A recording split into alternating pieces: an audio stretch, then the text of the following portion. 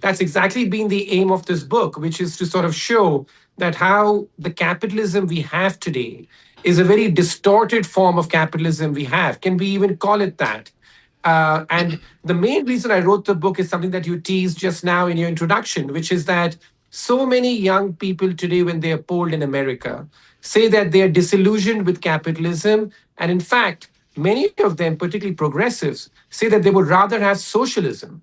Now, that tells you about what is the disenchantment with the current system that we have.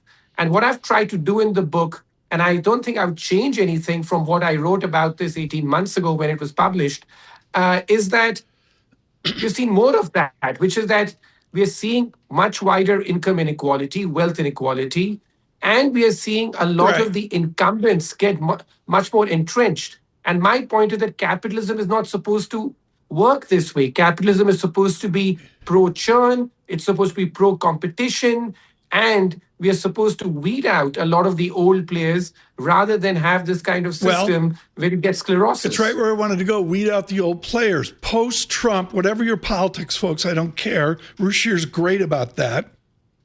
Post Trump, what happens to populism? Is all of this solved at the ballot box? Well, I think that the main issue that Americans have today is one of affordability, and the affordability crisis that we are facing in America. A lot of that comes because of home prices, and that goes to the heart of what went wrong with capitalism. Why are home prices so unaffordable for so many Americans that so many 20-year-olds today cannot afford to buy a home and are preferring to living in with their parents? Well, the main reason for that is that the amount of regulation we have had in the system that has made uh, home supply in very short supply, in fact. So the number of new homes we are building in America today is roughly the same level as it was 30, 40 years ago when the population was a lot less. The kind of regulation we have today makes it very difficult to build new homes. So demand keeps going up, but supply just doesn't come on the market. So I think that this is what we need to do, that how do we get capitalism back to functioning the way it was, closer to what the founders had in mind. I'm not saying we return to the Dixonian form of capitalism that we had pre the 1920s without a welfare state, but this capitalism where you have, at least for the rich, capitalism on the upside and then socialism on the downside, where the losses are socialized, the government's Yeah. there out to protect you. I think that that distorted form of capitalism is something which will keep producing these perverse outcomes that we're getting today. Across America, Ruchir Sharma with us, of course, chairman at Rockefeller International. Can't say enough about his work, including my book of the year, What Went Wrong with Capitalism. Paul Sweeney with Ruchir Sharma. Ruchir, I think we all grew up, most of our listeners and viewers, with globalism. Is globalism dead these days? Really, because if you look at what's happening in the world over the past year, that yes, that America is withdrawing from the global trade system, but the rest of the world is learning to trade without America. So if you see what's happened to trade volumes over the last few quarters, that America's share is declining in global trade volumes, but the rest of the world, the trade volumes are actually going up. And as I travel the world, what I find is that more and more countries are trading with each other, signing trade agreements with each other. Europe and Latin America, even countries that had turned quite protectionist, like India, are signing more trade deals, with the Middle East or with New Zealand. So at least on the trade front, what I find is that globalization outside of America continues. Now, of course, where globalism is more imperiled has to do with immigration. And this is one of the top trends of my year, that we are seeing this backlash against immigration, not only in America, but across the Western Hemisphere. So, therefore, immigration rates have collapsed in much of Europe as well, not just in America. But as far as trade is concerned, the world is really learning to trade without America increasingly. China.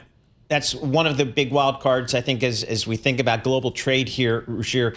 What's your view on China and the West over the next several years?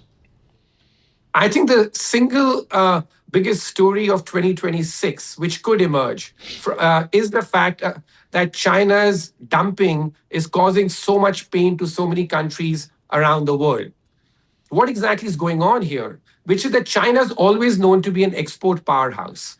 But over the last decade or so, this is beginning to shift in one very important way. In the past, yes, China would export a lot and it would also increase prices over time. Last few years, what's begun to happen, and this has become more acute in the last couple of years, that China's export volumes have surged, but it has done so by cutting prices. So Right. Chinese export prices are declining by 20% a year, whereas export volumes are surging by 40%. And that is leading to a flood of Chinese goods around the Right. world, which is hurting the manufacturing sector in places from Europe to Southeast Asia. And I Right. suspect that that backlash will really become more intense in 2026 because a lot of these countries were so focused on fighting Trump's trade battle in 2025. But that seems to have peaked. Now I think the attention is going to turn to what China does. Right. And I think that the backlash against this China dumping is going to get pretty intense this year. Ruchir Sharma with us, the Rockefeller International, celebrating his top 10 trends for 2026, published, of course, by the Financial Times. Ruchir, you got a beautiful sentence here, and I just want to get to this for 26, for 27, for 28. Until the money dries up. What's the Ruchir Sharma timeline? Asking for a friend, Ruchir. What is the Ruchir Sharma x-axis look like for, quote, until the money dries up? Well, I think that the world is very sensitive to higher interest rates. I know that some of the previous guests are forecasting lower interest rates this year, but I think that the real surprise could be that by the end of this year, we get higher interest rates, particularly long term interest rates. And when interest rates go up, that's when money really starts to dry up. So I think that what you're alluding to here, Tom, is the fact that I wrote that we have some sort of an AI bubble, but the bubble can keep inflating until interest rates go up and money dries up. I think that that happens possibly by the end of the year when you end up getting higher interest rates as inflation remains Right. sticky, and the fact that we still have, like a lot of this liquidity propping up financial assets. But the moment interest rates go up, particularly long-term interest rates, that's when money dries up.